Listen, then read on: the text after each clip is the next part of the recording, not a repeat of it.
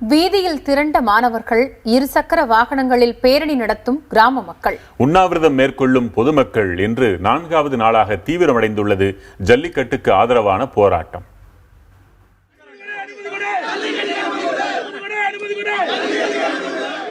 ஜல்லிக்கட்டுக்கு அனுமதி அளிக்க கோரி தமிழகத்தின் பல்வேறு பகுதிகளில் 4வது நாளாக இன்றும் போராட்டம் நடைபெற்றது. சென்னை அண்ணா பல்கலைக்கழகத்தின் பிரதான வாயிலில் திரண்ட 200க்கும் மேற்பட்ட மாணவர்கள் ஜல்லிக்கட்டு நடத்த கோரி உள்ளிருப்பு போராட்டத்தில் ஈடுபட்டனர். இதேபோல் சென்னை தரமணியில் உள்ள டாக்டர் அம்பேத்கர் சட்ட பல்கலைக்கழக மாணவர்களும் பேரணி நடத்தினர்.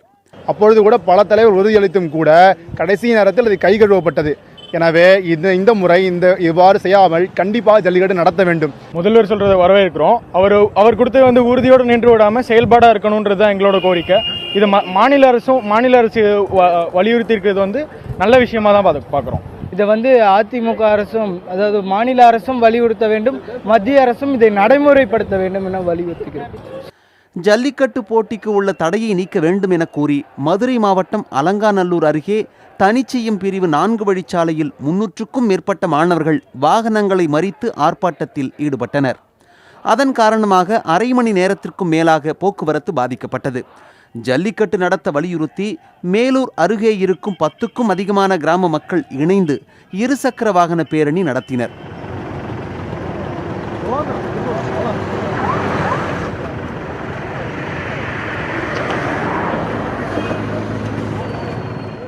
ஜல்லிக்கட்டு காளைகளை தெய்வமாக தான் கொண்டாடிக்கிட்டு இருக்கோம். அப்படி ஒரு சூழ்நிலை ஒவ்வொரு வீட்லையுமே நாங்கள் சாமியாக தான் கும்பிட்டுக்கிட்டு இருக்கிறோம்.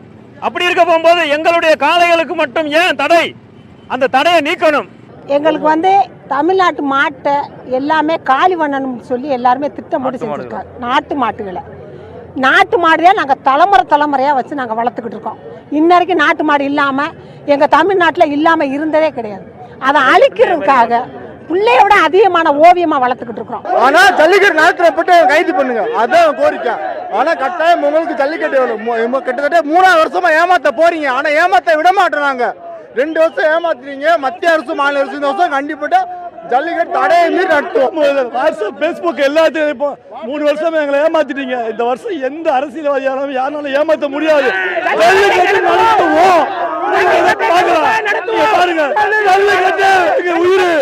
ஃபேஸ்புக், வாட்ஸ்அப் இது மூலியமா எல்லாரும் ஆள்களை திரட்டி எல்லாரும் இங்கே தமிழகத்திலிருந்து ஆரம்பிச்சு இப்போ இங்கே போயிருக்கோம். கண்டிப்பாக ஜல்லிக்கட்டு நடந்தே ஆகணும். ஜல்லிக்கட்டு நடக்கிறதுக்கு நாங்கள் கடைசி போராடுவோம்.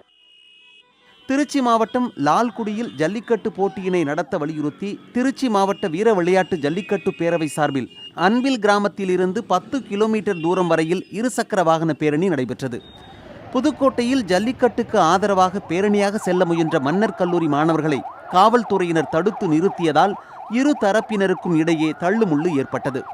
ஜல்லிக்கட்டுக்கு ஆதரவாக கல்லூரி மாணவர்களை திரட்டி நாளை உண்ணாவிரத போராட்டம் நடத்தப் போவதாக அறிவித்திருக்கின்றனர்.